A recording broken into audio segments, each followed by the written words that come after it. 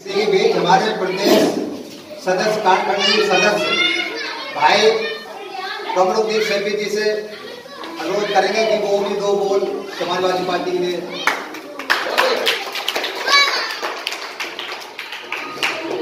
आज इस खूबसूरत सी सभा का संचालन कर रहे रेहान भाई और इसका आयोजन कर रहे सुब्राती भाई और हमारे साथ आए हमारे विधानसभा अध्यक्ष हाजी नासिर अंसारी साहब, पूर्व विधायक हाजी जाकिर अली के भाई जफर अली और यहाँ के मौजूद साथी सभी अस्सलाम वालेकुम।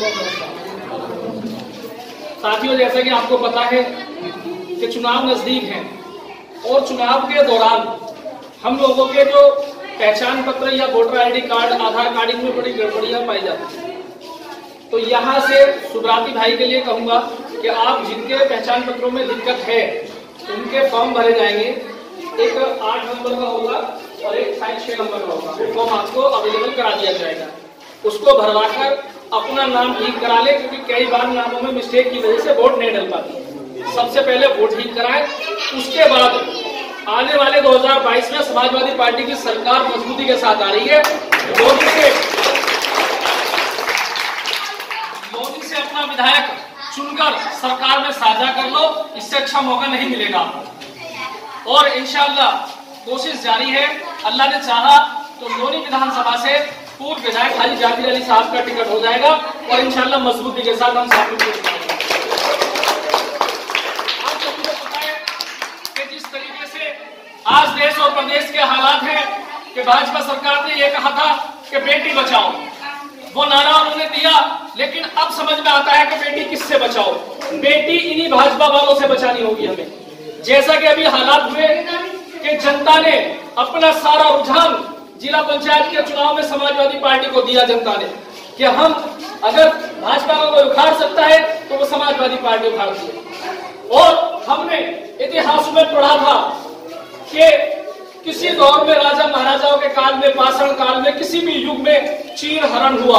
महाभारत के अंदर आपने देखा होगा कि एक स्त्री का चीर हरण हुआ, लेकिन ये सुना हमने और सुन के हमें दुख हुआ।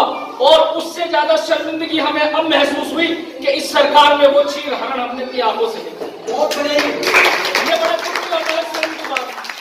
आज किसी भी बहन बेटी के साथ कहीं भी रेप कर दिया जाता है, हत्याएं कर दी जाती हैं। अभी जीता जागता उदाहरण दिल्ली के अंदर राबिया सैफी एक लड़की थी जो क्या नाम है सेल्फ डिफेंस में थी, उसका रेप किया गया, उसके शरीर काट कर अलग कर दिए गए और कम से कम 50 से 70 बार उसके अंदर चाकू घुसा। ये बड़े दुख और शर्म की बात है। और इसकी जो वजह है कहीं ना कहीं हम लोग हैं। हम लोग क्यों हैं कि हमने ऐसी नाकाम और नाकार सरकार को चुनकर भेज दिया। इसके बस की कुछ नहीं है। उसके बस की है तो आज की जो सरकारी संपत्तियां हैं उन सरकारी संपत्तियों को बेचने का काम कर रही है।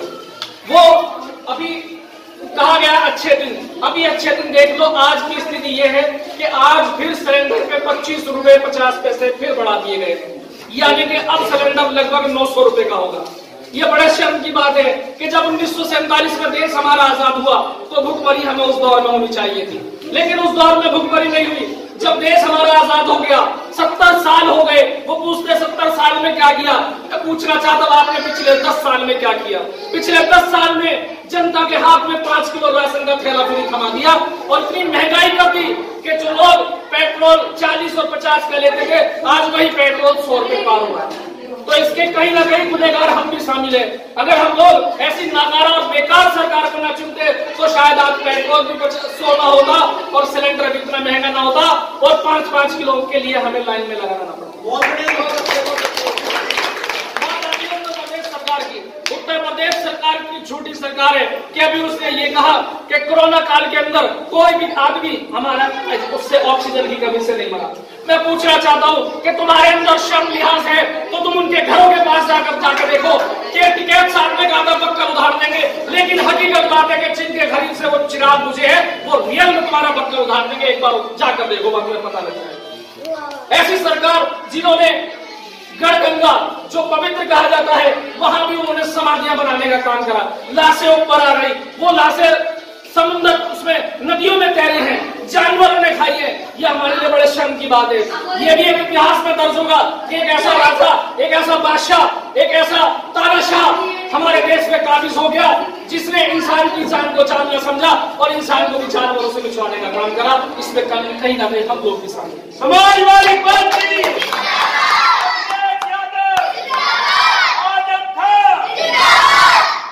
वो अखिलेश यादव जी, वो माननीय मुलायम सिंह यादव जी, मैं याद दिलाता हूं आपको कि जब बच्चियों ने 10वीं पास की उनको टैबलेट बांटने का काम किया, जब बच्चियों ने 12वीं पास की उनको लैपटॉप बांटने का काम किया, यहां तक कि 30,000 रुपए उन बच्चों को दिए गए, उनके अकाउंट में आए। बात आती है गरीब लोगों की, आवास विकास योजना के तहत आपकी लोन नहीं, कम से कम 400 फ्लैट है जो समाजवादी पार्टी की देगी। और बैटरी रिक्शा वो रोजगार दिया। दूसरी कंडीशन, आज के अभी बिजली घर में अस्पताल बन रहा है, वो 150 बेडों का अस्पताल था, आज वो 60 बेडों का अस्पताल बना दिया। भाजपा सरकार हमेशा घटाने का काम करती है, बढ़ाने का काम नहीं करती। आज ये हालात हो गए हैं कि भाई से भाई को दुश्मन बना दिया, इसके पास कुछ नहीं है। हम थे 1947 के बाद हम लोग पड़ोसी थे, उससे पहले भी हम पड़ोसी थे, लेकिन जब ये 2014 में आई तो हम पड़ोसी नहीं हुए, हम हिंदू मुसलमान। ये बड़ा दुख की बात है। कभी कोई हादसा, कोई हालात होते हैं तो सबसे पहले अपना पड़ोसी काम आता है। आप अपने रिश्तेदार को फोन करोगे, रिश्तेदार 1 घंटे में आएगा, 2 घंटे में आएगा, लेकिन सबसे पहले आपका पड़ोसी आएगा। और इस सरकार ने वही बीच में नफरत का कि वो पड़ोसी की जगह ना हिंदू मुसलमान कर दिया।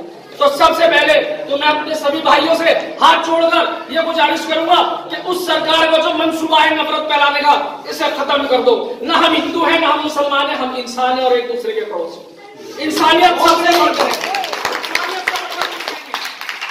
तो साथियों, एक ऐसी सरकार जो आपको रोजगार देती है, वो ऐसी सरकार जो हिंदू मुस्लिम का भेदभाव खत्म करती है, वो एक ऐसी सरकार जो बच्चों को शिक्षा में आगे बढ़ाती है, वो ऐसी सरकार जो महिलाओं को सम्मान देती है। तो क्या आप चाहेंगे नहीं वो सरकार दोबारा आए? पूछा जाता हूं साथियों से, आनी चाहिए या नहीं आनी चाहिए? तो हाथ उठाकर आज ये अहद, ये संकल्प ले लो कि 2022 में उत्तर प्रदेश से इस नाकारा तानाशाही और भाजपा सरकार को उखाड़ फेंकना है और समाजवादी पार्टी को लेकर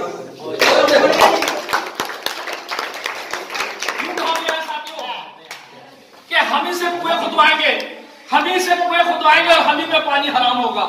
जैसे आज के मौजूदा हालात हैं कि हम ही से पानी खुदवाएंगे और हम ही पे पानी हराम होगा और हमारा ही कत्ल करेंगे ये लोग और हमारा ही कत्ल।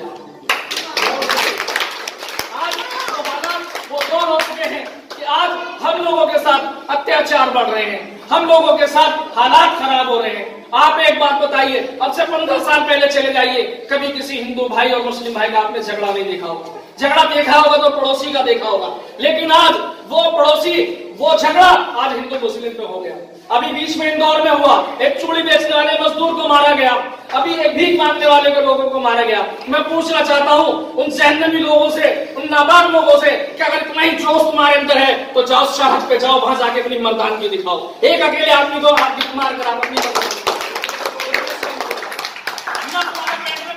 जाए तो कहना, अगर इतने ताकतवर हो तो जाओ सड़क पे, चीन आंखें दिखा रहा है, वहां जाके लड़ो। वहां अगर कोई लड़ता है तो वहां हिंदू मुसलमान नहीं जाता, वह जवान जाता और वो भारतीय बनकर जाता है। लेकिन इस नाकारा सरकार ने,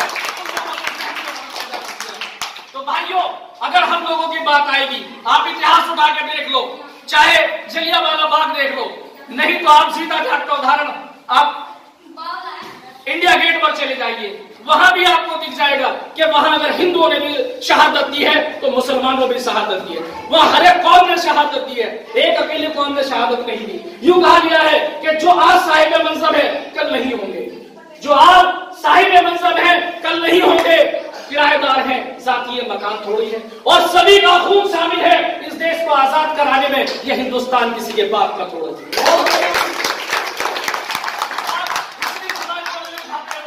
मैं कहना चाहूंगा लोगों से कि हम यहाँ बाई चांस नहीं है, हम झूठे नहीं है, हम बाई चॉइस रहे हैं, क्योंकि हमें यहाँ का भाईचारा पसंद था, हमें यहाँ की संस्कृति पसंद थी, हमें यहाँ का एक दूसरे से अखलाक पसंद थे। तो ये भाजपा सरकार से मैं इस छोटी सी मीटिंग के माध्यम से मैसेज पहुंचाना चाहता हूँ कि हमें हिंदू मुस्लिम में ना बांटो, हमें भारतीय रहने दो। कहा गया है कि सारे जहां से अच्छा हिंदुस्तान हमारा, हम बुलबुले हैं इसकी गुलिस्तान हमारा। साथियों, ज्यादा बड़ी बात न कहते हुए मैं अपनी बात को यही खत्म करूंगा। कि समाजवादी पार्टी जिंदाबाद, माननीय अखिलेश यादव जिंदाबाद, आजम खान जिंदाबाद और आप सब जिंदाबाद। जय हिंद, जय भारत।